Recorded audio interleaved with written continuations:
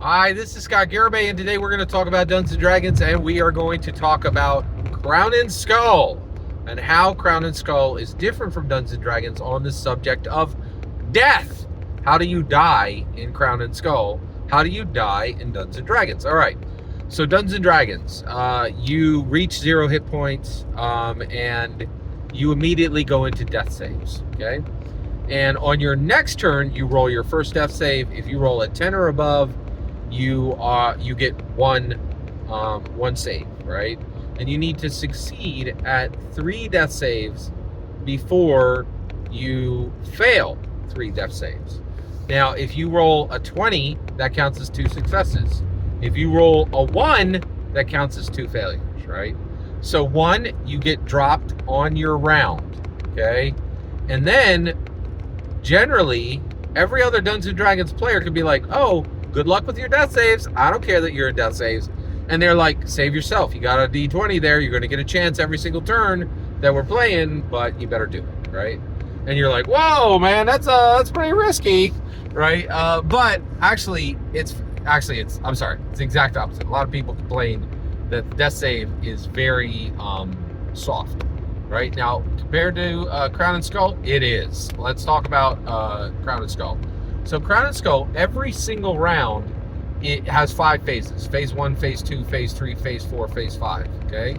So if you have 3 player characters, you might have 1 player character going in round 1. You might have 1 player character going in round 3. You might have another player character, this is in Crown and Skull, and you might have another player character going in Phase 5, okay? All right, so here's what happens. Player character 1, human fighter, gets cut down by a bugbear, right? Human fighter goes on round 1. He swings at the bugbear and does 5 damage to the bugbear. Bugbear's still standing. Bugbear gets a critical success, right, and takes the last, 5 hit points from the human fighter. The human fighter drops on phase 2. When the bugbear went, okay? Phase 3, okay? Now, the human wizard, right, is like, I'm holding the gate, the portal gate. I need to keep it whole. I'm not going to let it go because we still got people coming through the gate. I can't do anything for you, brother. Phase 4, goblin comes, and he stabs at the wizard and misses, okay? Then Phase 5 comes, and at this point, the cleric is there. The cleric runs over and heals the human fighter who's at 0 hit points. If the cleric is successful at healing, he comes over, he heals the human fighter.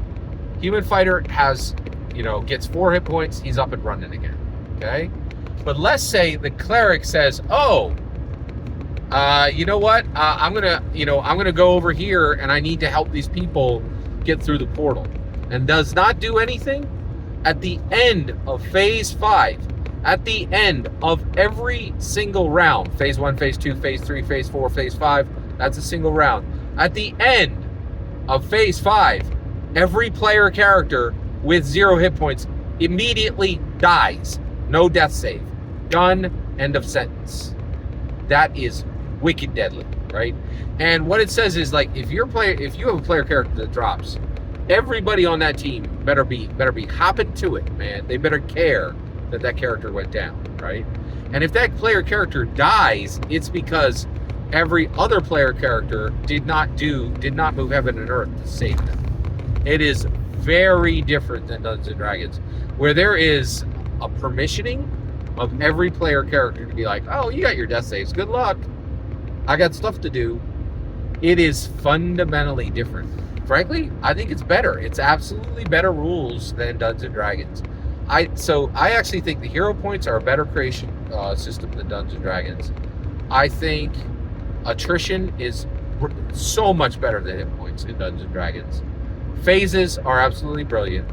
No to hit roll is absolutely brilliant. And the death processing in Crown and Skull is better than Dungeons & Dragons.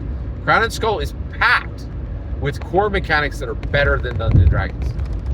So Crown and Skull actually is the D&D killer. that never arrived because the OSR and the indies never looked. People who love OSRs and indies never looked at Crown and Skull, right? I honestly believe the possum under my porch and 4 of the people in the world are playing it. It is wild because I'm really astonished at what's happening in the community.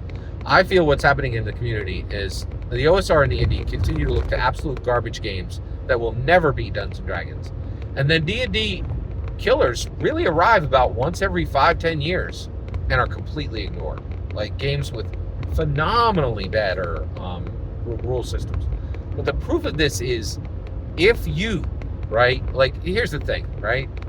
D&D is so metal. Dungeons and Dragons is so metal, right? Not even 10, like, it was on the shelves for 8 years. And moms were like, this will take our children, demon possess them, and take every book and throw it on a pyre. Right? Like, you know, like, that's metal. It's horrible. It's terrible. It's terrifying. Man, is that metal. Right? Like, it's just, and so that's the issue. It's like, you can make the best rule system in the world, but people are like, that's just another game, right? No one who's got a head on their shoulder or a heart in their heart, a heart in their chest, believes for 1 second that Dungeons and Dragons is a game. It's a way of life. Moms all over America knew that in 1982, right? And the reality is, I know that now. Right? Like, it is a way of life, right? It's not a game. And that's the problem. Every tabletop role-playing game is just another game, right? But Dungeons and Dragons was never a game. And that's why nothing can ever arrive to defeat it, right? In my humble opinion. Death handled much better in Crown and Skull than Dungeons and Dragons. In my humble opinion. Every single word you just heard was my humble opinion. The important part is when I get to hear your humble opinion, when you get in the comments and send your traffic. Please consider liking, subscribing, and have a fetch millennium.